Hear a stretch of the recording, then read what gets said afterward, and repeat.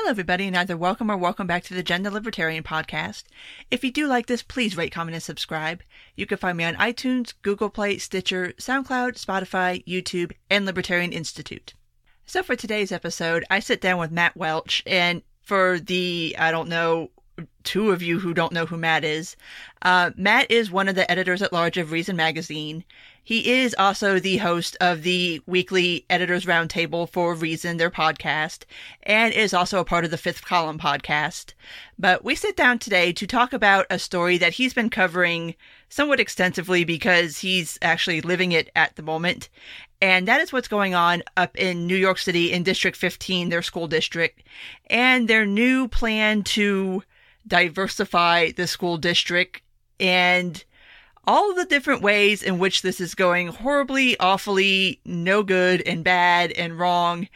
And yeah, how this kind of attaches itself a lot to what is going on, especially with progressivism and how certain things are being handled and whether this will be something that you have to be concerned with in the future. Spoiler alert. It is, if you have kids, and even if you don't have kids, this will be something that you will have to be dealing with in the near future.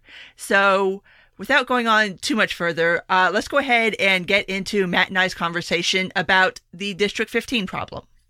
Okay, so today I'm talking to Matt Welch from Reason, and I wanted to talk to him about a story that, to look at it from the outside, it seems like a little bit of a tempest in a teapot, but I do think it is a rather disturbing story, especially considering the ramifications of what is going on in Matt's district, his school district, District 15 up in New York. So, Matt, since this has turned into a whole damn saga at this point, explain to the people what the hell is going on up there. So it's and I apologize in advance to everybody, but the long and the short of it, even if you don't care about public schools, even if government schools are the enemy or whatever, what I have experienced with two children, one age 11, one age 4, who go to public schools here in New York City is kind of the leading edge, the bleeding edge of a tactic, which I suppose has been burbling around the edges of political life for a while, but we're seeing it used as a kind of a blunt weapon here in a kind of a vanguard style way, is preemptively calling a bunch of people racists in order to get them to shut up as you push through some pretty radical structural changes to the way government is run. And I'm not being hyperbolic here. I rush to say. So District 15, where I live in Brooklyn, it's near Park Slope is part of it. It's where Chris Hayes lives. It's sort of a very famous bougie gentrification, play. The Park Slope Co-op has one of the most hilarious, unintentionally hilarious, message boards on the entire internet. So that's not far from where I live. I live in Carroll Gardens, sort of brownstone-y Brooklyn, but it encompasses a large area, including a lot of housing projects, working class immigrant neighborhoods of Sunset Park, where there's a lot of Latinos and Asians who live there. So it's a diverse district with a lot of different spreads socioeconomically. And they began a few years ago to start a project, what they describe as desegregation. I have some issues with that word, but that's a losing battle for the most part. Because 5 years ago, UCLA came out with a huge study saying that New York school system, and specifically this district, District 15, is among the most segregated in the country, even though the district itself, the spread of ethnicities is something like 44% Latino, I think 34% white, 25% black, it's 12% Asian, something like that. It's a big mix, but within individual schools, it doesn't look anything like that. It can be 70% white here. It can be 95% Asian and black over there. And so internally, they began coming up with some new plans to address this. This coincides with a nationwide trend, a citywide trend, but also a nationwide trend of what do we do after busing? right? So busing, we can't really do that anymore. We tried that in the 70s. The Supreme Court, in many ways, said you can't treat people's ethnicities as make them have like chess pieces on a board. Yeah. Can't really do that anymore. And so the way that people approach that question now is through economic demographics, right? And so they've come up with this system called controlled choice, which we'll think about it for a second. That's an oxymoron.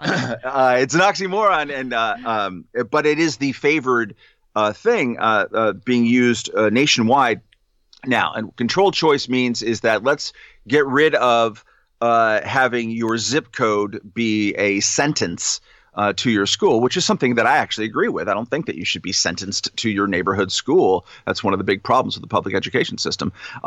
My solution to that is let's have choice. Their solution to that is let's control that choice. So the way that they want to do that, and they started to do that in my district first, and then they're going to probably do something like this throughout the city of New York, and you're having this happen all over the country in various districts as well, is you create a kind of lottery.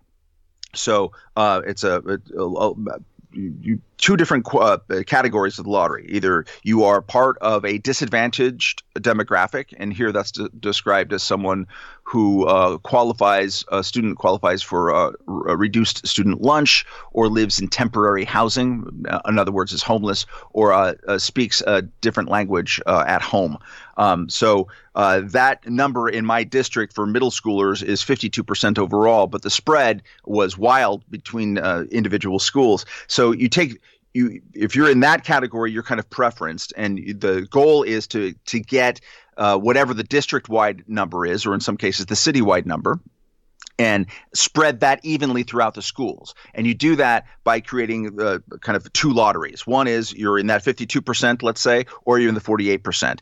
Parents and kids rank their schools, then you are assigned a lottery number, and then it goes to the beep boop machine and it spits you out and says, all right, there's your school. And so what they've done that for the first time in my district, which again is going to be the trailblazer for the city as a whole pretty soon here. They did that right, coinciding perfectly with my daughter going to middle school. And as it happens, we got the school that we wanted. Good for us. Matt is one of the lucky ones. Yes, and partly in our district there had been historically there's 12 schools, public schools that are run by the government, and then there's 5 charter schools, which is kind of a separate system.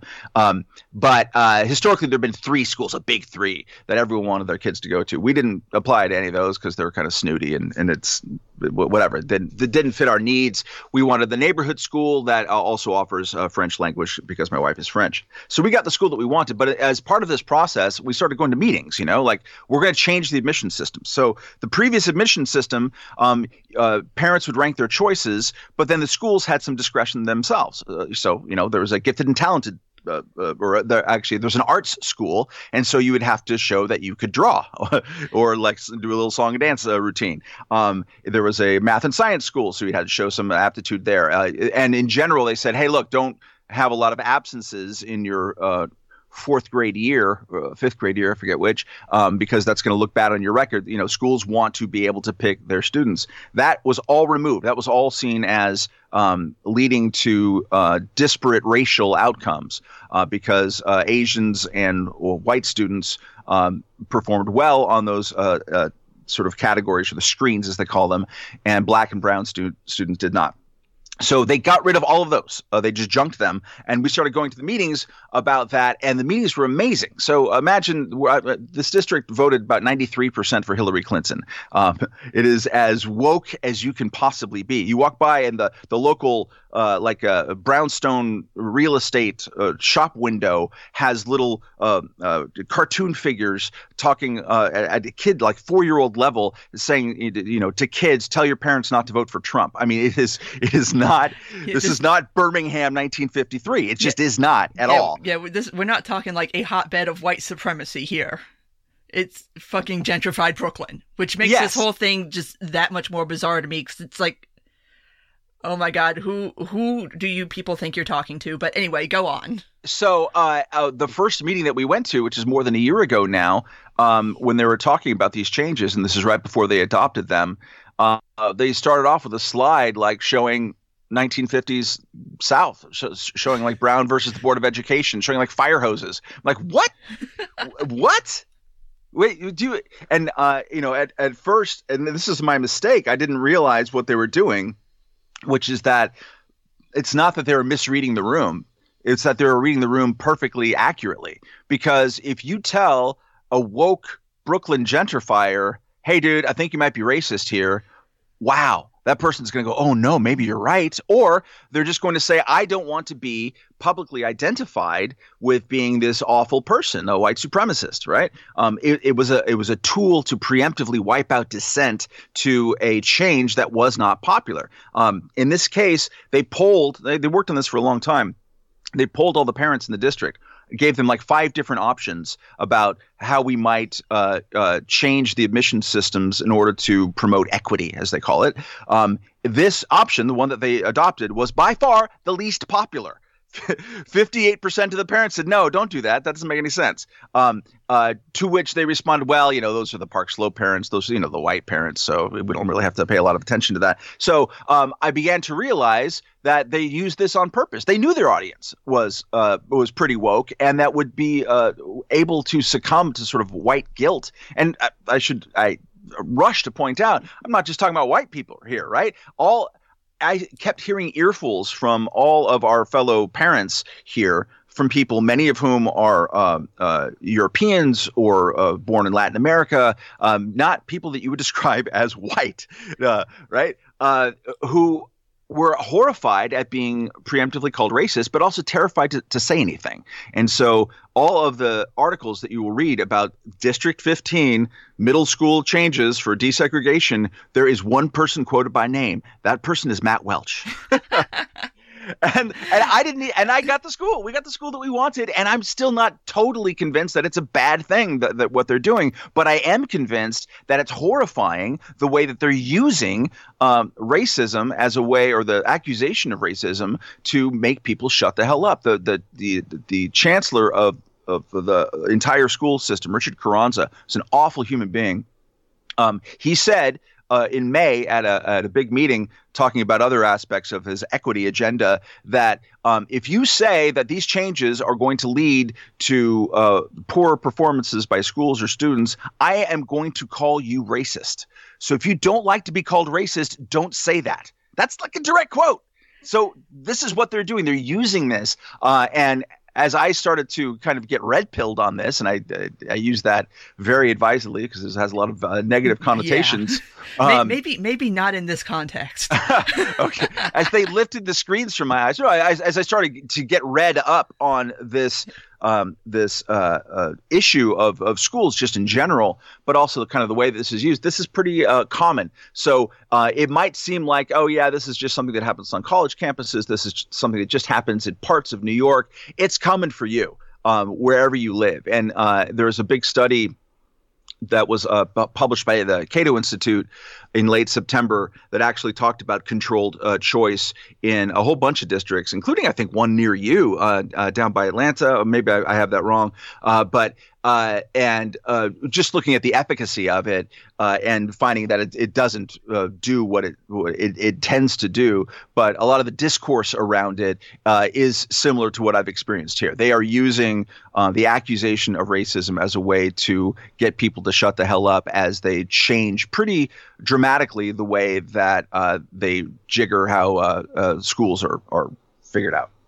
Yeah, and that's the first part of the story that floored me is I don't know how I would react if somebody point blank to my face even obliquely called me a racist.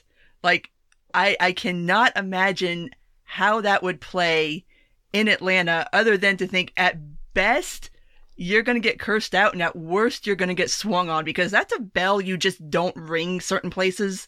And here is one of those places you don't ring that bell. But yeah, just this whole putting the fear of God into people of having to wear the scarlet R because you ask what and I'm sure we'll get into this further on as we go in the story, but asking perfectly normal, logical, logistical questions about, hey, how exactly is this supposed to work again? And what is supposed to happen if my child doesn't get one of their preferred schools? It's like, it freaks me the hell out, honestly. There was a guy I mentioned in the story, and I actually heard from him after I wrote it. I went to one of the many meetings. It was the first meeting that they held after the school assignments had been handed out. So we found out where our kids were going to be assigned in middle school, beginning of, it's a big change, right? And I described him as a Scandinavian dad, come to find out that he's Swedish. And he didn't get he ranked his 9 schools. So it's a crazy system here in general, right? Like you rank up to 12 schools, and you have to do your research and visit a whole bunch of them if you're really into it. And so who is supposed to have time for all of this? Well, yeah, that's another part of it too, right? Like the people who invest a whole lot in their kids are the ones who end up spending a lot of time. But those are precisely the people who the district wants to use as chess pieces. They like we went to my daughter went to a good elementary school. We moved to this expensive neighborhood so that she would go to this particular school because it has a French dual language program. And we kind of maintained an email listserv of sorts of kids and parents after the assignments were handed out, because there's a lot of people who were really upset. So what do we have? Like 36 kids were represented in this listserv that were dual language kids, right? So they've been learning French from kindergarten, which is great. And they of those 7, I think, were assigned schools that they didn't even rank. So they went through all this process of like visiting schools and crunching the numbers and doing this, and they would list their up to 12 schools, and you didn't get any of them. And not only did they not get any of them, they were all sent to the same school. Right. And that same school happens to be the poorest performing school in the district and the furthest away from where we are, and also the most kind of racially monolithic. And it was very clear with what's happening here that they're trying to get that school kind of integrated with our kids from this good school over here. But it's also a geographical pain in the ass. And none of those, and that school, and this is supposed to be an algorithm, right? This is supposed to not, there's no thumbs apparently are supposed to be on the scale. I don't believe. And we find out like a few days or a few weeks after they made this announcement of where everyone was going to school, that this poor performing school, which magically had all of these people who didn't want to go there assigned from the one dual language program in the district, decided, we're going to start a French dual language program down here. Ha, ha, ha. I don't think they actually started that because none of the parents wanted to go there. But anyway, so I go to a meeting, the first meeting after this, and one of the parents, who I described as a Scandinavian in the story, says, I didn't get any of the schools that I wanted. He actually was his kid was assigned to that aforementioned school. But he throat cleared by saying, I support what you're doing. I like that you are desegregating the school system, and it's a good program. My question is, how are you going to reach out to other parents who also didn't get the schools, any of the schools that they listed? How are you going to keep them in the system? Perfectly good question. It's actually the question, and we don't know the answer to that just yet, although preliminary indications are that people who are unhappy with their designations are leaving. We know at least 3 or 4 families who have physically moved. They're like, screw this. I don't want to go to a school that I don't want to go to. So it's a good question, and the district superintendent, the members of the local education council, parent board thing, 4 different people sitting on stage, and I described this in my article, in different ways called him a racist for asking that question. And it wasn't a racist question. There was nothing racist about it. There's nothing racist about him. I mean, he's Swedish, so I guess, he's blonde. But they're like, when I hear that, I hear that you don't think that black and brown kids can learn equally. It's like, no, he didn't say that. Didn't say anything like that. Someone else is like, you can go ahead and move to Westchester or whatever, but you're not going to get your tax break. And he was like, how do you know that I'm rich? That wasn't the question. I wasn't asking about that. I was asking about logistics. What the hell? he was asking about logistics, and I heard from him after the story, and he wrote me this heartbreaking email. Heartbreaking mostly because he's Swedish and he writes better than I do, and I don't appreciate that at all. But no, the experience has left him so scarred that they decided to go to a charter school instead of the school that they were assigned to, and they are physically moving. They're like getting the hell out. They feel as if they've been individually targeted as like, you racist motherfucker, and that doesn't feel good. Like the reason I started writing about this is not because necessarily like I'm some kind of school activist now, or kind of have become one. You are now.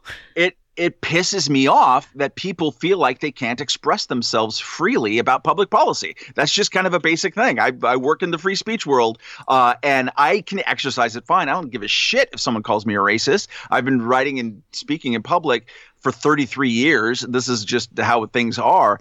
So every time I write about it, I am called one, and I'm totally fine with that. It's more funny to me than anything else to watch how quickly people go there. They make a bunch of assumptions like, oh, you just don't want your kids educated next to black people. It's like, we're going to the blackest school in the middle school system. So try again there, Pedro. But like, it's that the other parents don't. And it's really traumatizing for people, and rightly so, because you shouldn't be a racist. Being a racist really sucks. It means you're using collective, negative stereotyping about immutable characteristics of an entire population. It's an awful thing. And the way that it's being used, including in that exchange with the Scandinavian, that's how people are treating him. They're making all of these assumptions about a person based on, blonde guy accent, must be rich and must hate brown people. Like, no, that's not cool to do that in any direction. So yes, of course, you shouldn't want to be racist. And if you use that so flippantly and freely in discourse about public policy, these people who are making $300,000 a year on the taxpayer-funded salaries, just freely throwing around the R word like that, it is wrong. And I think that it's on the march. Yeah, that really, oh my God. And like I said, that's just, and I know it's a different cultural thing, but that's just, I cannot imagine somebody doing that in the South like that. Ooh, God, no, that would end really, really badly. But since we are on the topic of race here, and I know, technically speaking, all this is supposed to be going down on socioeconomic lines, but let's face it, it is kind of breaking down on racial lines. And there have been, obviously you've written about it, a couple other people have written about it, and there has been much pointing and laughing and mirth at people who are progressives and are now stuck in this system and don't like it. But I forget which piece I read, but somebody brought up the idea of magic white kids. And to me, and like I said, I know it's supposed to be going down on socioeconomic lines, and I know legally speaking, you can't integrate schools based on race in the way that this is kind of ass backwardly doing it. But this all, for me, creeps very, very close to a conversation that makes me want to stab myself in the temple with a rusty butter knife.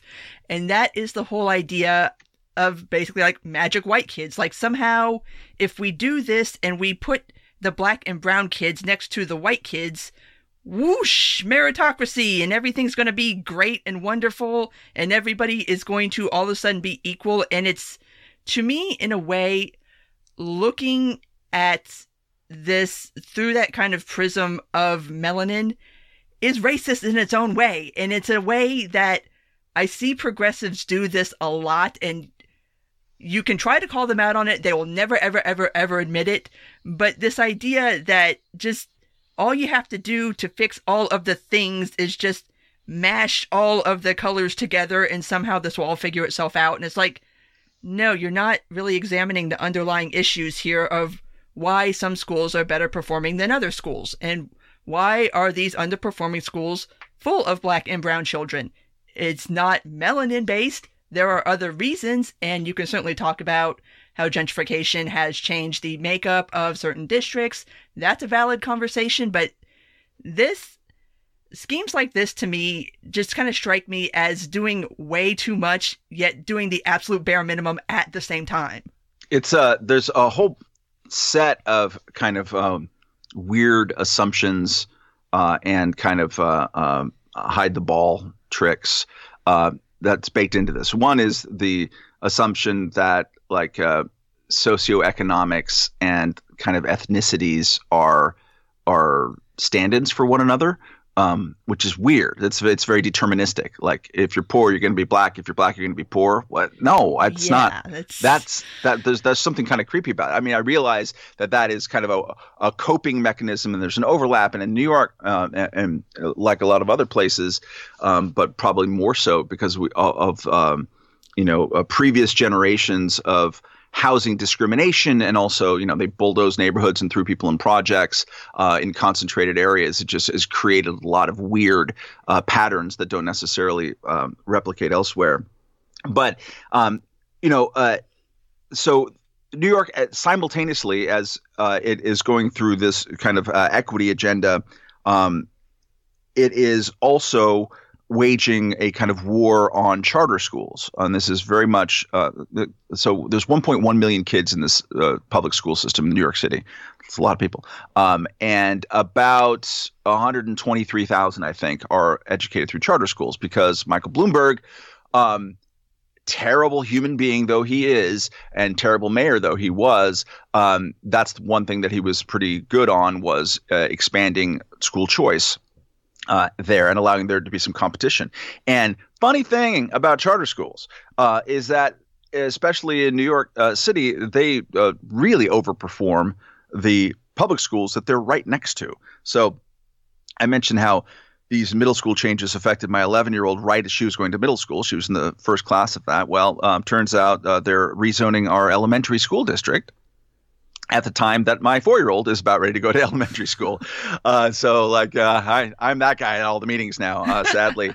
So our elementary school subdistrict, and we just found out that according to the proposed map of rezoning the district, the school that we moved into the district for, again, because it has a French dual language program, the school that we live across the street from, that even with my rotator cuff injury, I can throw a baseball and hit a window at that school. We're now zoned out of, according to the new maps that they're doing. But anyways, the sub-district that they want to do this rezoning of 7 schools includes Red Hook, which is there was a Spike Lee movie about Red Hook Summer, I think, about 5 years ago. A lot of housing projects. It used to be where the Brooklyn kind of shipyards and port was based back in the day, and then Robert Moses cut it off by putting the expressway through it. So it's sort of this isolated, but it's a great place. One of the best bars on the absolute planet over there. I have friends who live there, but it has a school which I think is an elementary school. It's 100% black and brown, 100%, and it's also at something like 28% capacity. So parents don't go there on purpose. This compares to the school across the street, which is at like 121% capacity, although there's some monkeying with those numbers. But there is also, turns out, a charter school, same neighborhood right there, that is also something like 95 or close to 100% black and brown, and it kicks ass, right? So at the same time that they're trying to get the magic, rich kids, and I use that in kind of quotes, and sprinkle them into this underperforming public school, there is a charter school right next door that is doing really, really well. So they've clearly figured out something, and yet the same people who are doing that sprinkling or proposing it want to limit and cap the number of charter schools. Bill de Blasio went to a teachers union, meet and greet in July with all the Democratic candidates and said he hates charter schools. He hates them. And that the Democratic Party needs to, confess its sins in having spread for-profit and other types of nonprofits. I'm going to get the Wall Street fat cats out of education. He hates them. They're teaching 10% of his kids under his management, and they are in Alexandria Ocasio-Cortez's district, which is one of the poorest in the country. there is a charter school there, a Success Academy, where they had all 53 kids got the maximum score on like the state math algebra test, all 53. And that compares to a citywide total of like, certainly less than half of city kids, rich, poor, whatever, doesn't matter, don't even get a passing grade. So like choose a theory here. Yeah. They're not. They're just basically they're reverse engineering from what they perceive to be as success. They look at the places that are the standout schools, the gifted and talented schools, or the desirable schools, and they look at that and they say, okay, what is the demographics of it? Oh, you know what? Too many Asians, not enough black kids. Therefore, it must be racist. Let's change the system of how we got kids in there. I think that's doing it backwards. I don't think that you start from success and try to change the way that it was done. And also, like since they're cracking down on charter schools, they're sort of like we're gonna like refuse success or block success from happening in the first place. I think you start from failure and you figure out like how do we either close down that school or allow a new competitor in the same space to be managed differently and achieve success. But that's not how they do it. They reverse engineer from success, looking at demographics, and they change the formulas to create better demographics. And I think that's just bass backwards. Yeah, and it's stupid because it's like you said, it's backwards, because I would think that you would want to look at the well-performing schools versus the poorly performing schools and look at it from the school perspective, and especially comparing it to like the charter school out in Red Hook that has the same demographics as the public school, yet one school is vastly better than the other. So maybe it's not a racial thing, guys. I don't know. Maybe it's a school thing. Maybe evaluate it from there, but it's just it almost strikes me as a vanity project of sorts in order to say, look, we desegregated our schools. And I really don't like using that word in this sort of context either, because segregation was something that wasn't voluntary or happened naturally or organically the way that the makeup of the schools in District 15 did. But yeah, it weirds me out in a way that a lot of this just reminds me of conversations that get had on kind of race and IQ lines. And you're basically saying that, okay, so the reason these schools are good is because they have these particular kids in it. And the reason these schools are bad is because they have those particular kids in it. And it's like, no, that's not correct, and that's actually really fucking gross, guys. Like, maybe don't do that.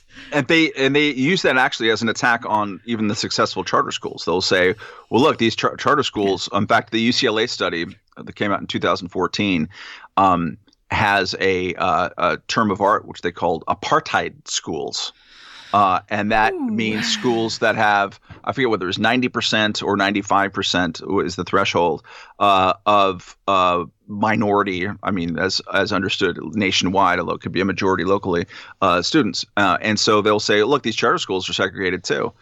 So that's bad. In the first presentation that we went to, they were showing the demographics of the big three schools, as they refer to in our district, and like the changes over the last 10 years. And this goes, there's a lot of gentrification kind of famously happening in Brooklyn as we speak. And so they, 10 years ago, 50% of the kids at this school were white, and now it's 70, let's say, for the sake of arguments, close to that. And that was seen by itself as evidence of badness. There wasn't a similar slide of, 10 years ago, this school was only used by X percent of local parents, school uptake, as it's called. In fact, those numbers have been increasing in New York all the way up until this present moment over the last couple of decades, because they've allowed for specialization. They've allowed for some gifted and talented things. They've had some charter schools and competition there. The schools have improved. And so parents have not gone to private schools as much. They've gone into the system. That's why they made these changes. Right? Yeah, it's like the school system is a victim of its own success, because the whole reason these schools got successful in the first place is because you started this campaign to try to draw the best and brightest to these schools. And I guess viewing it as a bad thing that these kids happen to be white, but this is what you wanted. Like, you wanted the schools to be better performing. You wanted more kids to come into the public schools from private schools. You got what you asked for, but it's still not okay because now they are so white.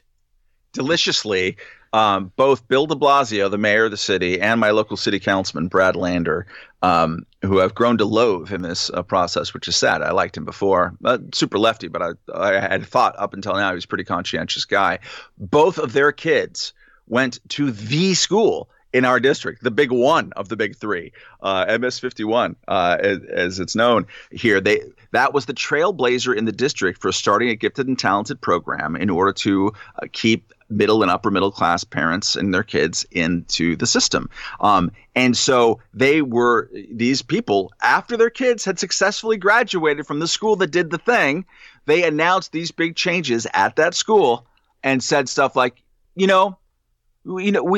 we have to confront that. Yes, we took advantage of the system. We hoarded our white privilege. We hoarded our white privilege. And now that we got that ladder up, we're going to throw it away. Yeah. And you people go screw yourselves. And also, the implication is that anyone who wants to do what we did, they must be racist. But not them. They weren't racist for doing it. It is so infuriating. It's crazy. And and it is coming for different people. There was the local New York Times reporter who writes about this stuff, Eliza Shapiro, is an absolute hack. She's basically an activist, and I'm not the kind of person who uses fake news and corporate media and this kind of stuff. I appreciate the work of journalists. She's not one really, or not very good at what she does. As soon as the school assignments were given out, she's like, the system worked. It's like, dude, you don't know that yet. They have to accept their assignments, and it turns out that as the numbers started coming in, we started learning that a huge spike in the number of unhappy parents, and we'll figure out the enrollment numbers here in a couple of weeks, and I'm sure it's going to be pretty alarming how many people have opted out of the system. All those racists that pulled their kids out of the system and went to charter schools and private schools. And they are being called that. I've witnessed this at meeting after meeting. I mean, that is the assumption. Yep. There's an article, a good article in the New York Times about a school district that did do these types of changes in the name of desegregation and equity, and this is San Francisco. They did this about 10 years ago, and they created a system, very much controlled choice, very much like we have in District 15, and like we're going to get citywide here pretty soon, which I'll talk about in a second because it's crazy. And what they discovered is that people, and this is a shocker that they have to learn this every couple generations apparently, people don't like being told that they have to send their kid to a crappier school that's further away. Weird. It's like crazy. Who knew? And really the buried lead in the whole story is, who was the mastermind of that in San Francisco? Yeah, it was the same guy, Richard Carranza, and they didn't bury the lead. They didn't mention it. They didn't mention it in the story. It was not mentioned once. This program that actually the outcomes by which the one thing that they're measuring, which is is it more segregated now or less? According to their lights, it's more, right? Because the white people and Asian people, they skedaddled. And so the existing schools, their numbers got even more lopsided as a result. And the way that there's a great paragraph in there, which is basically it was a segregated system, and now these parents who are gentrifiers, they're making it even more segregated by choosing not to go to the schools. It's there's nothing you can do. Yeah, there's no winning this game. You're gonna screw it up. So de Blasio nominated this school diversity advisory group or something like that, board, that came out with a bunch of recommendations about a month ago. And this is what we do district wide. And so they among the recommendations were that much like in our district, the goal is to have the same socioeconomic demographics at each school that we see district-wide. Well, okay, that's the goal in every district within 3 years. So whatever your ethnic and economic balance is district-wide, and there are disparities. When in a place where you have Brooklyn Heights, which is famously a very rich suburb thing, which is a very short walk from a bunch of housing projects, which is very poor, which is itself a short walk from Orthodox Jewish neighborhoods that are also very poor. Like, it's very difficult to shake up the snow globe and have everything spread out equally. So anyways, every school in a district should have the same demographics within 3 years. Every school in a borough should have the same demographics as the borough within 5 years. And within 10 years, every school, public school in New York City, should have the same demographics as each other in 10 years. Let's imagine how that might get done. I can't. The logistics just, I cannot wrap my head around it because there's only so many kids. Like, I don't know how you would do this on any kind of grand scale because there's only so many white kids, and there's only so many black kids, and there's only so many brown kids, and only so many Asian kids. And how are you going to spread all of these out equally in a way that isn't completely fucked up and ridiculous? Like, I can't logistically figure this out. I was at a meeting, and I have to repeat myself, I suppose, but about the elementary school rezoning. And they have basically two proposals. One is to get rid of all neighborhood zoning and create kind of like within the 7 schools, like replicate the middle school process. So you rank your schools, they put you in one bucket or the other bucket, and then it's a lottery and an algorithm. And the other one is to shrink the maps around the desirable schools and expand the maps around the less desirable schools. And in both systems, they're trying to get the same kind of percentage of disadvantaged kids in, right? So we're basically being asked, do you like option 1 or option 2? Keep some of the maps but change them, or get rid of all the maps and go to a system-wide lottery. And I vociferously said I am against the system-wide lottery map system. Again, not because I want there to be people sentenced to their local neighborhood school, but since my choice is off the table, which is actual school choice, what you would do in this case if you had a system-wide lottery is, for sure, you would have more parents having to drive or take transportation to send their 5-year-old to school. And you're going to have a lot of pissed off parents at that who would prefer to walk to school. It's just kind of basic arithmetic. And so when I said this, you're going to have a lot of pissed off parents. There's this woman sitting next to me in a little kind of feedback group, looked a lot like Elizabeth Warren, and kind of like shot me an evil glance and said, "You meet a lot of angry white parents." Like, no, there's going to be a lot of angry parents, period. Yeah, and it's like, dude, no, that's not what I meant. I actually mean Red Hook parents. If you are like busting your nut as a working class mom or dad, and maybe you're a single mom or a single dad, and you rely on public transportation and family help and things like that, and suddenly you can't go to the school within walking distance, and you have to cross the BQE, which is a big deal here, and a bunch of streets. You're going to be pissed off too. You might even be more pissed off. And it's not what I meant, but that is just simmering constantly in the discussion around all of this stuff. And I'm not naive. I mean, when you talk about school policy, of course, it's completely fraught with race. And of course, there's a lot of sublimated kind of racism with it. There's incredible histories of literal structural racism associated with a lot of these patterns of particularly housing, housing policies, redlining,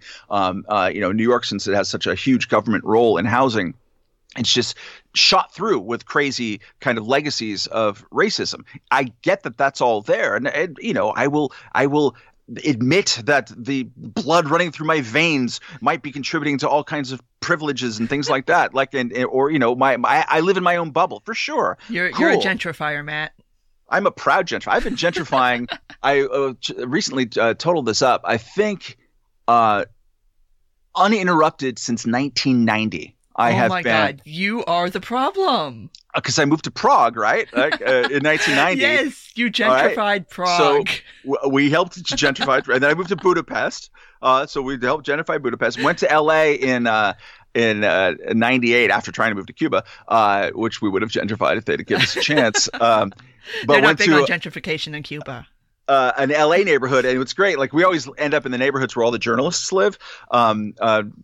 So in LA, it's like Silver Lake and Los Feliz. And so all of the, hand-wringing, agonizing articles in the local papers about gentrification are always done by journalists who live where I live. And so, people who are listening to this might be saying to themselves any number of things, but they might recall reading a super long and kind of agonizing article in The Atlantic that came out about a month ago that touches on some of those things. That was written by George Packer, famous pro-Iraq war liberal, but it's about my neighborhood. He's a journalist who lives in my neighborhood who is talking about all the crazy, like, super woke stuff that's happening in the area. So I've been gentrifying uninterrupted for 30 years and proud of it.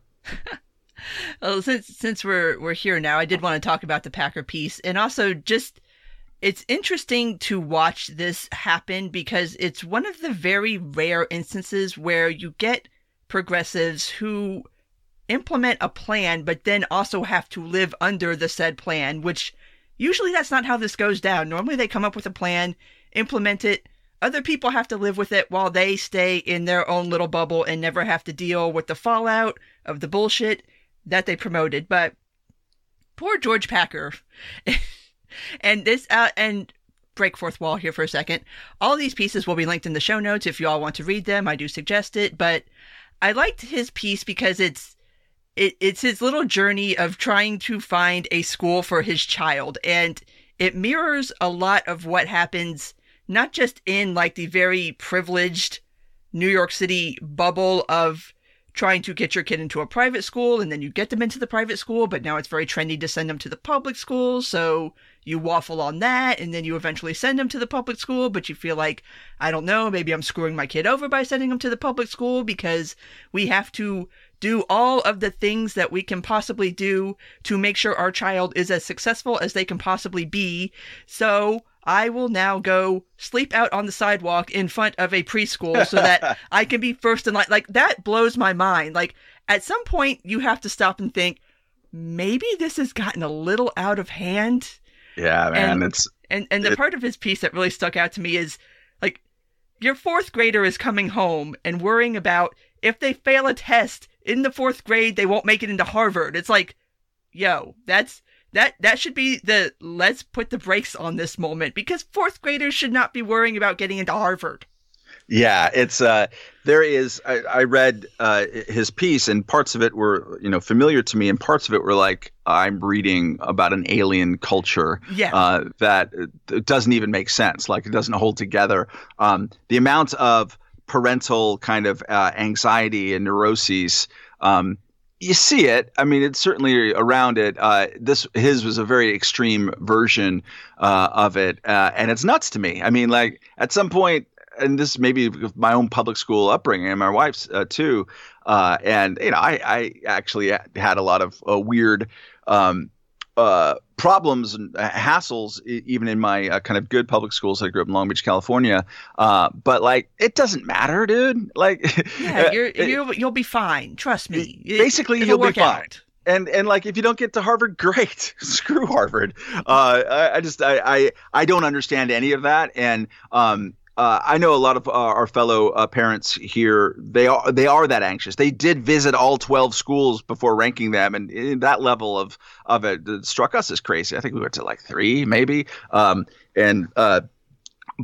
it's there. It's New York, and New York is a hyper competitive, crazy place.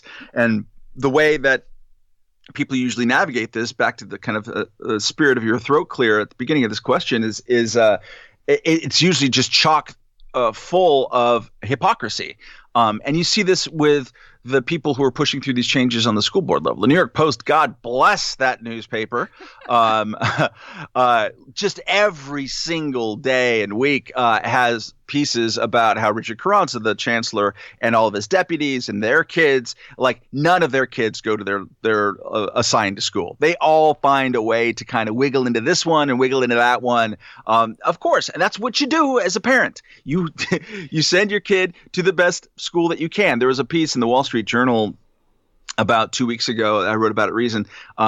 A guy who helped design the algorithm, the Nobel Prize winning algorithm that New York City uses for assigning its middle school or designating its middle school assignments, who also, because he's, I don't know if he's a journalist, but he's in public policy. He lives in my district too. And his daughter, same age as mine. So, and he had supported these changes in our district. So what happens?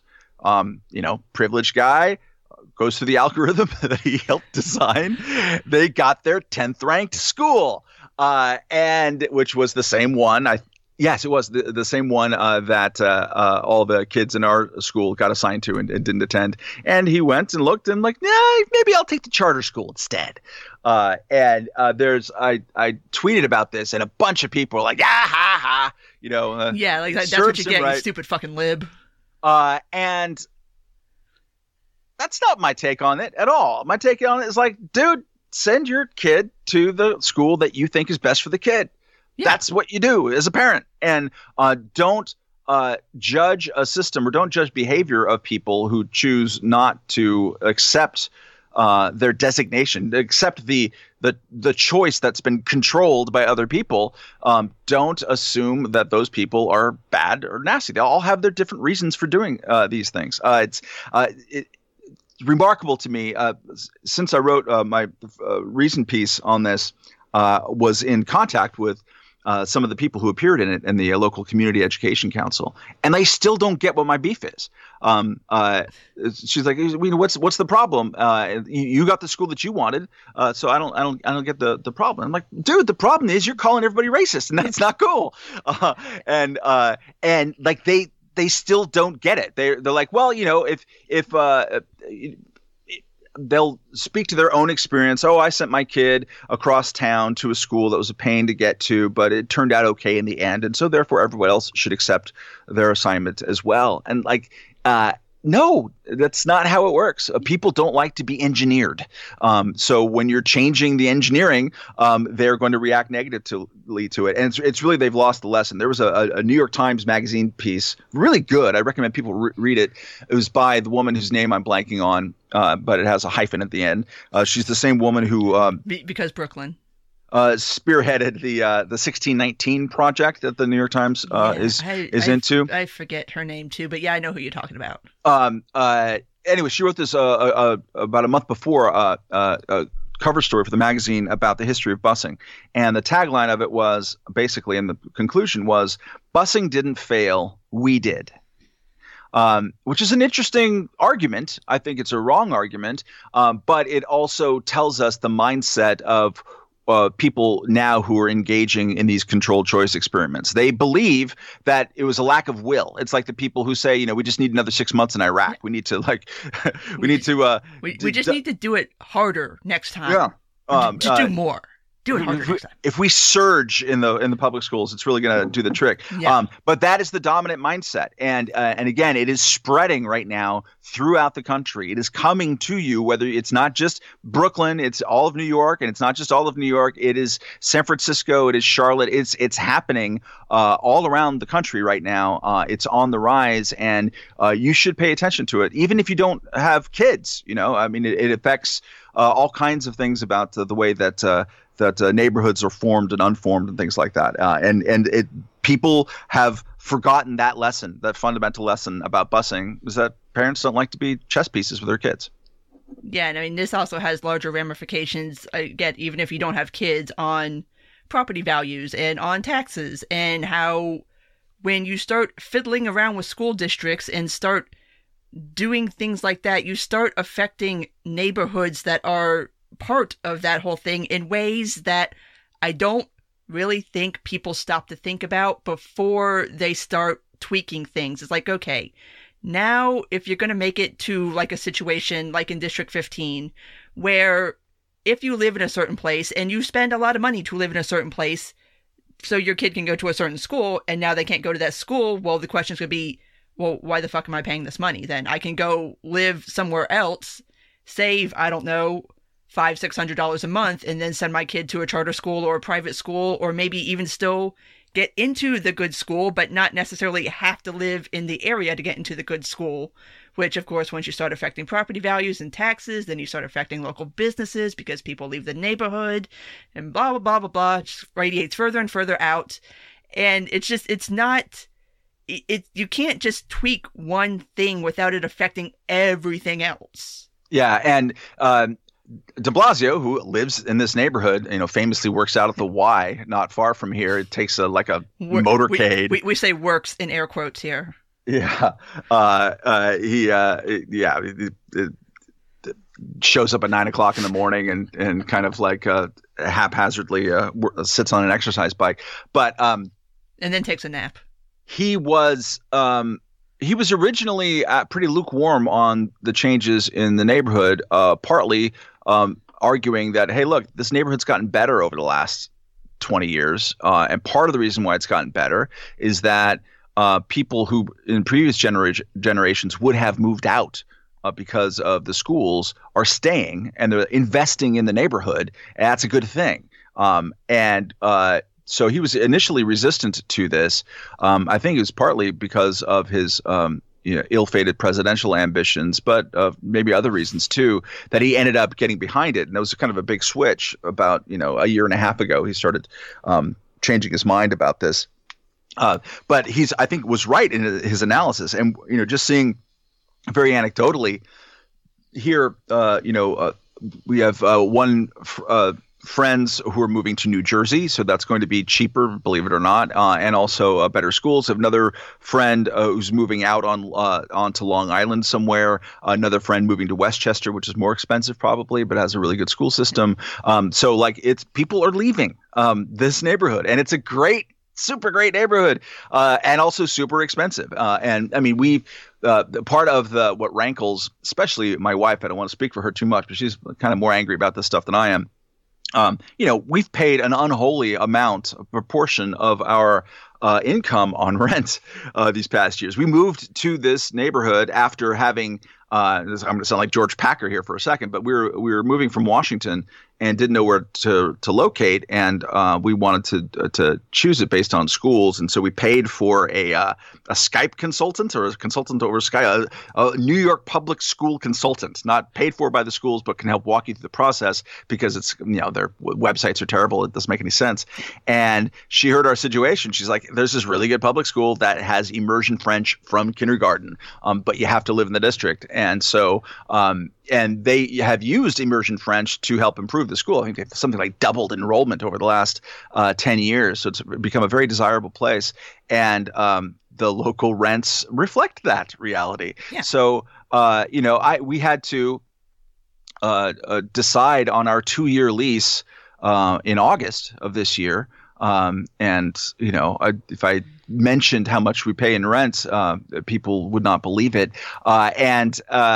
We had to make that decision knowing that the school system any day now is going to make a decision that is going to determine whether our daughter is going to be able to go to the school that we moved here for. And it turns out if they do this decision, and that's the big if right now, we're screwed actually. So the school that is across the street we won't be able to go to, which is very frustrating for sure. And when I mentioned this at meetings to the Community Education Council people, at some point I stopped mentioning it because I could see them looking at me and saying, "Oh yeah, that's the way that you hoard privilege, by spending all your money to invest in your kids' education." Oh my God, Matt, you fucking horrifying human being. Yeah, and there's a really strong whiff of this, and it's even nastier, I think, to Asian parents because they tend to not be as affluent as the white parents, but they tend to get better performance of their kids. They do much better on all the various screens. Like, for instance, this was presented as proof of the inherent racism in the system, that the screen of having fewer than 5 absences and fewer than 5 tardinesses, which is a pretty normal kind of thing for middle schools to take into account, that 67% of Asians kids qualified for that. White kids is maybe 40 something, and black kids and Latino kids was like 20 something. So therefore, that screen is racist.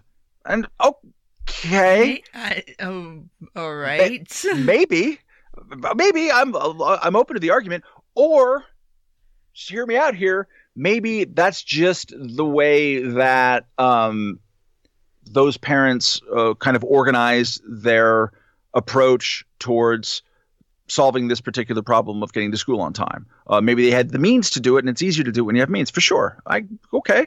But like the Chinese immigrants in Sunset Park are not rich, and they're tiger momming this shit, and they're sending their kids to school, and those kids disproportionately do well in all the gifted and talented places. They do well in all of the standardized tests that are used in the specialized schools in New York, and that is seen as a proof of racism. And as usual in these things, the Asians get screwed the most, and they're the maddest. Those are the people who send me the emails just frothing at the mouth, like, I'm tired of being called racist. These people suck. They're commies.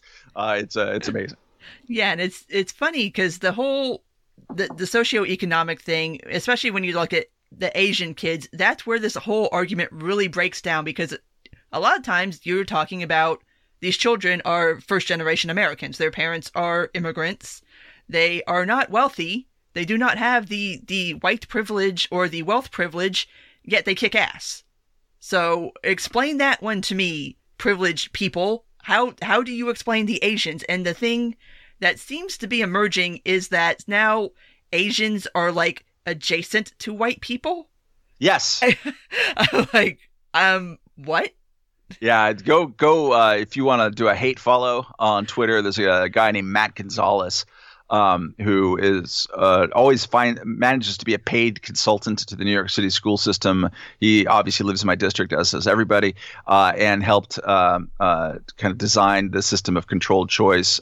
He's involved in like implicit bias. Like Richard Carranza is spending $23 million on implicit bias trainings. You might have seen or heard about a slide that they did over the summer, I think it was, to teachers in a training program. Be on the lookout for signs of white privilege, which includes stuff like worship of the written word and individualism and objectivism, which means now every libertarian is apparently a white supremacist based on this slide. Well, Jen, you know. But he used the phrase recently, I think, white adjacent as a term of art to describe and dismiss the concerns of Asian parents. And that's what happens in these meetings. Like, it's the same way that they were able to railroad this major change in our admission systems, even though it was the change that was opposed by 58% of parents. This might be the way that actually our 4-year-old ends up lucking out in the elementary school rezoning, because at the last meeting that my wife attended, as all these meetings are, they're well attended by parents in our neighborhood, because they're like, wait a second, you're going to zone me out of the neighborhood school that I moved here for? So they're pretty lit up about this issue. And so they're supposed to have these changes in effect for next fall.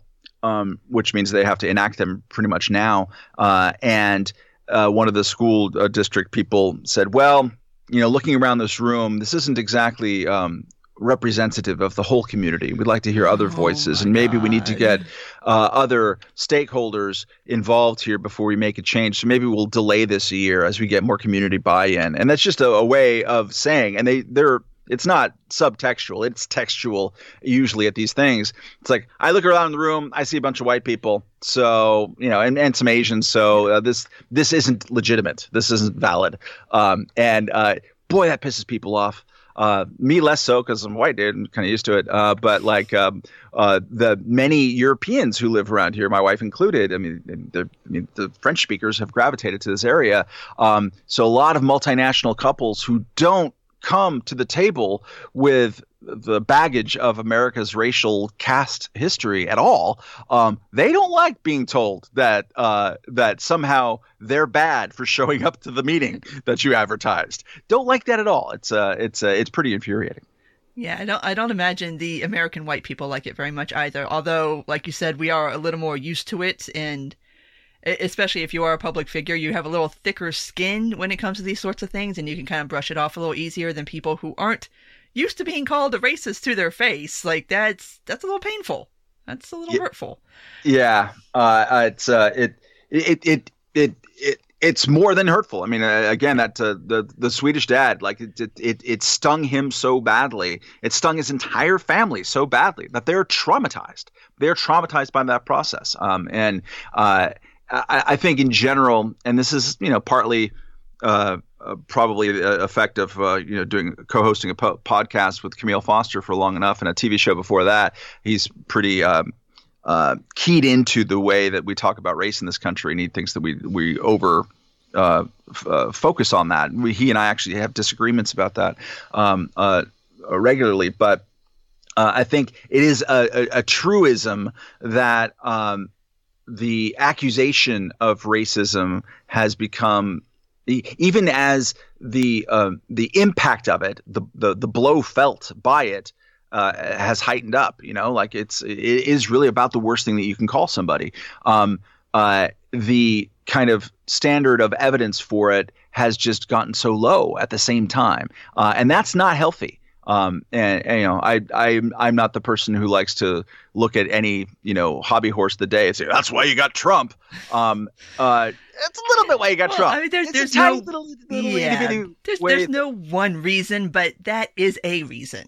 Yeah, and I see this with people back home in Long Beach and members of my family, the ones who don't totally hate Trump with every inch of their being. That's where they go. They're like, I'm tired of being sneered at by you assholes in New York, and being told that everything that I believe is examples of being racist or a Yahoo of some sort. I just think people should be more careful with that in general, and more careful with words. But we're in a period right now in American life where the care that people are using with words is not at an all-time high, I would say. So it's a bit of a losing battle to try to be precise and kind of thorough with things. But I think the effort is still important. I think it is too. Also, the one that really bothered me from your story is the poor woman who was driven to tears by asking a question. I'm just like, first of all, that's completely fucking uncalled for. And just because I'm the kind of person that gets way more defensive of other people than I am about myself, I was just like, you know what? I would have had to say something at that point. Like, if someone's just trying to ask a question and it's a completely normal question to ask, but she's driven to tears by the thought of even asking it because you might be called a racist, I'm like, that's not right. That's not okay. Yeah. And to be clear, she was a school teacher. Yeah. Like, so, we carpooled with her to go to this meeting with some local Tiger moms, and the woman who's driving was like, I want you to talk. I want you to ask a question because you're a teacher, so people will listen to you. And she just like, look, they're just gonna look at me as a white Carol Gardens mom, and so what's the use? That's not healthy. No, it's not healthy at all. And she really didn't want to ask a question. She actually came in at the end of the speed bag treatment that the Scandinavian was going through, to just. And it wasn't even a question. She just said a statement like, look, we're having this really emotional conversations here about things, and we're talking about 10-year-olds. And that's when she kind of choked up and started crying. Like my kid is going to go from one day taking a teddy bear to school to taking 2 subways to school, and that sucks.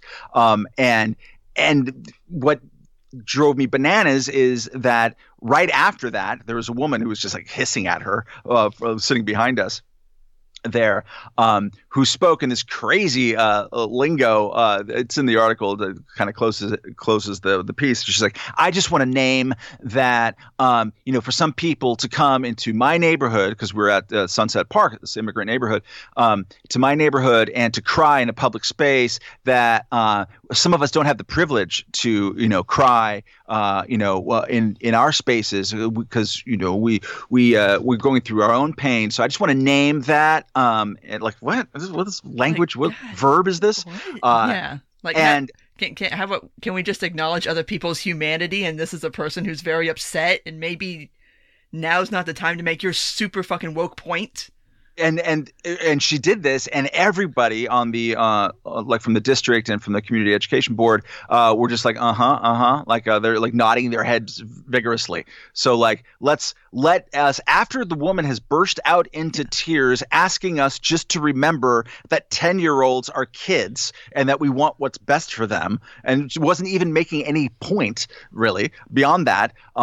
Everyone in the room was like, basically snapping their fingers, Occupy Wall Street way at someone who is just kind of rubbing the woman's nose in it. And the Scandinavian dad who emailed me later said that was his treatment at meeting after meeting, just like people jumping in, just like the woman who mistakenly assumed that I was talking about white parents. They're just ready to assume the absolute worst of all of their fellow parents and the people that they live next to. I mean, that's the thing that blows my mind. Like, imagine how fearful and awful your life must be if you're walking through Brooklyn. And again, 93% Hillary Clinton. I think Gary Johnson came in second place on our block.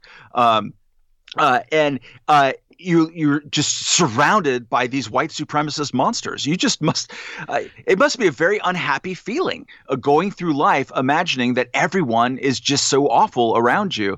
There's a real poison associated with it. And at some point, I realized I'm showing up to these things.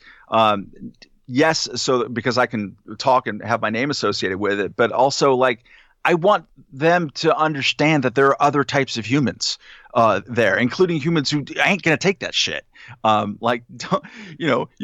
try that with me, I'm gonna laugh at you. First of all, which is going to kind of flip the script on what these people expect. There's again, I'm not a big like silent majority guy out there, but man, at every single like kid's 5-year-old, 4-year-old birthday party I've gone to, completely unbidden. I don't bring this stuff up. Every thing where there have been parents over the last year that I've gone to, just even like, hey, let's meet up for drinks. This subject comes up. This exact subject comes up, specifically of these parents mad that they can't say anything about it for fear of being called racist. Like, it's come up 100 times. There aren't even that many parents around here. It's amazing. And that people, when confronted with the evidence of this, including the evidence of their own behavior, which I documented, don't see the problem is boggling to me.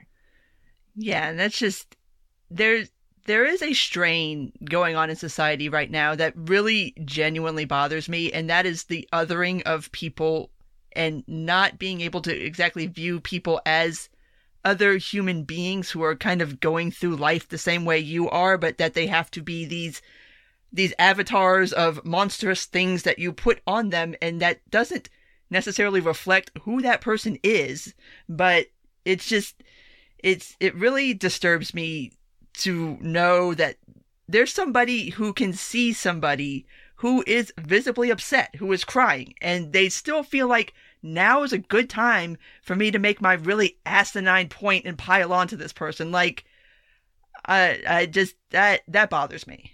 Yeah. And that's just baked into the political culture here. And it's a bad time all around. It's really it's weird to live in a super lopsided area like this. I mean, I wasn't making it up when I was talking about the storefront with the little messages. Kids, ask your parents about Trump and now ask them why they're supporting a vile hate monster. Like, you got to be kind of twisted up. The local city councilman long before I started paying attention to how he's behaving on this particular matter. And again, this guy's thorough. He goes to all the community meetings. I see him at Labor Day, Memorial Day things, and he always gives a nice little talk. And the soldiers, the memory. He's fine. He does that stuff. The majority of his communications from his office are like, we have to march to stop Betsy DeVos. It's like, you're the city councilman. Like, it has nothing to do with Betsy DeVos. Has nothing to do with Trump for the most part. I mean, immigration policy does play some role here, and I understand the kind of pushback against that. But for the most part, at the same time, all the local politicians are doing, and this is the same thing in the New York gubernatorial election last time. Like Governor Cuomo's reelection campaign was, I will stop Trump. How exactly? Whatever, lawsuits, none of which work. But that's a genuine understanding of the marketplace. People are so keyed up on the national politics question that's all they know about or hear about or think. And because of that, because they're consuming politics in this hate bath on kind of the both sides element of it, I think they're just sort of they're marinating it in a certain way, and to the extent that they pay attention to what's happening locally, they just assume it's all like that too. It's really unhealthy.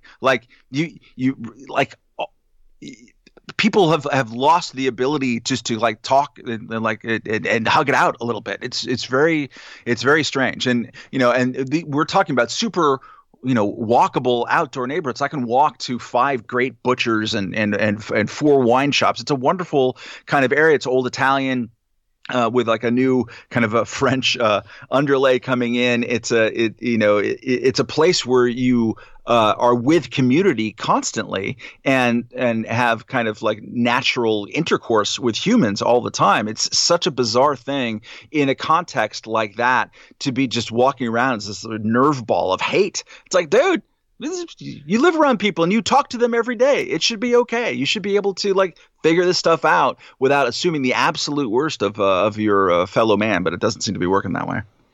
Yeah, and I kind of, before we completely leave off of everything, I want to try to pivot to maybe something positive. Although this is totally my utopian, happy, bleeding heart, libertarian thing that I know is never going to happen, but I like to hope anyway. And that is, ever since the changes in District 15, there has been this little bumper crop of thought pieces from people who live in the area, progressives who support this plan, but now it's their kids, and it's I don't know. I don't know how to handle this, and there is a lot of pointing and laughing, and I get it to a certain extent, but I think maybe a kinder, gentler approach to these people might be a little more helpful, in that maybe instead of pointing and laughing and kind of taking joy in other people's confusion and misery and cognitive dissonance, maybe now would be a good time to approach these people and be like, okay, now do you understand why we had questions about this and why we had criticisms of this?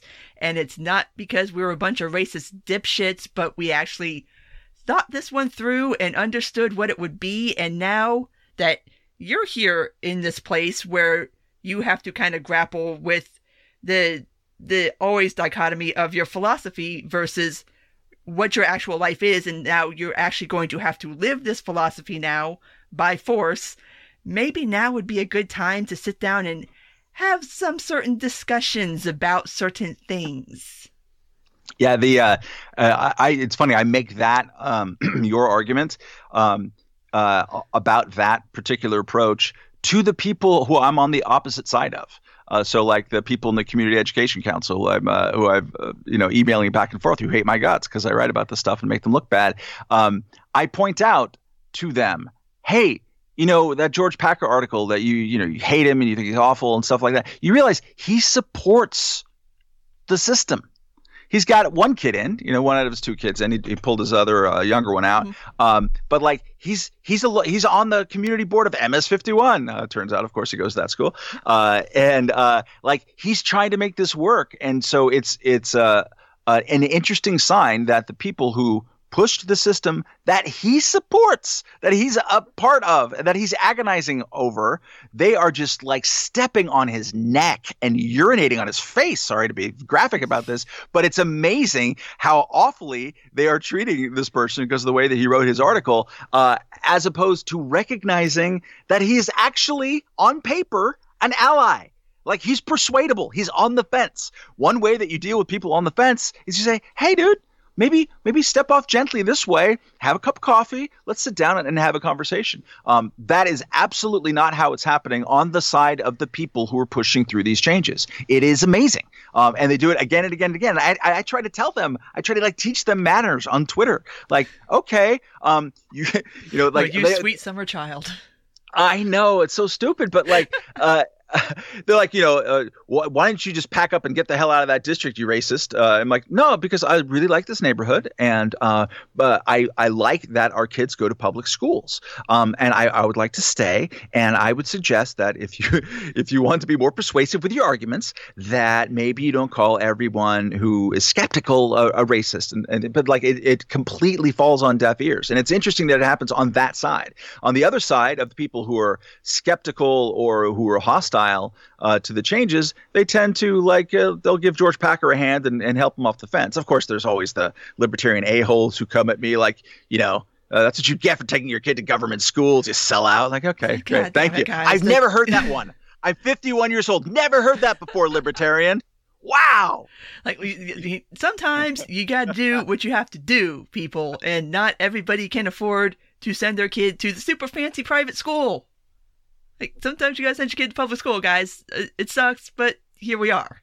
Yeah, and the private schools, to be clear, in our neighborhood start at $30,000. So, and are up around 45. I think we know somebody's paying like $45,000 for their 11-year-old.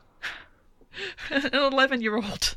11-year-old. Oh, it's crazy, dude. I paid like $1,800, I think, or my parents did, for the 1 year that I made it in college. It was a good college back in the 1940s.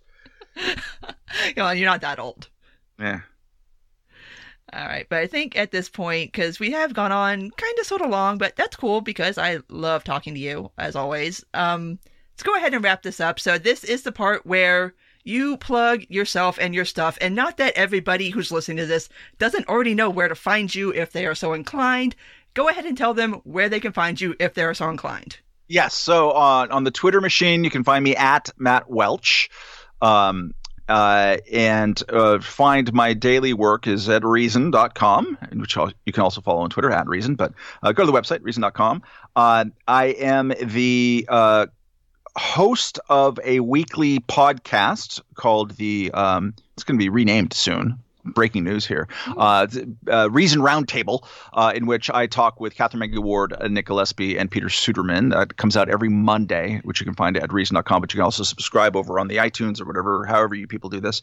And then I'm also a co-host or something of a very drunken podcast, which is why I'm a little bit froggy voice this afternoon, because we did it last night, called The Fifth Column, which I do with Camille Foster and Michael Moynihan and Anthony Fisher. And that you can find at wethefifth.com and at wethefifth on Twitter. But that is a rollicking kind of shit show that people should enjoy. So those are the main places. Can I suggest that we rename it to the Reason Ping Pong Table Discussion? It's not a bad idea. Although that implies two sides, which is not that doesn't fully grasp the many complexities of just Nick Gillespie. And also just referencing the fact that they do actually record this on a ping pong table at the Reason office. I have seen pictures of this. That is true. Although I'm here in my Brooklyn basement looking out for signs of life. And trying to avoid the white supremacists that are clearly everywhere in Brooklyn, apparently. Yes, including in my house, apparently. All right. Well, thank you so much for talking to me, Matt. Thank you. Totally awesome. I appreciate the opportunity to blather on about our crazy school system here. Awesome. Thank you so much. So that was my conversation with Matt about the whole District 15 diversity program plan, situation, clusterfuck, whatever it is that you would like to call it. But I hope you did enjoy listening to that as much as we enjoyed making it. And as always, if you did make it this far, thank you, because this was a particularly long one. But as always, thank you for making it this far. And if you do like this, please rate, comment, and subscribe. You can find me on iTunes, Google Play, Stitcher, SoundCloud, Spotify, YouTube, and Libertarian Institute.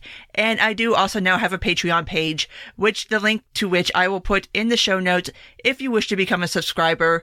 I do offer early access to my podcast episodes through Patreon. So if you're interested, give it a click, subscribe. If not, that's fine too. But as always, take care, and until next time.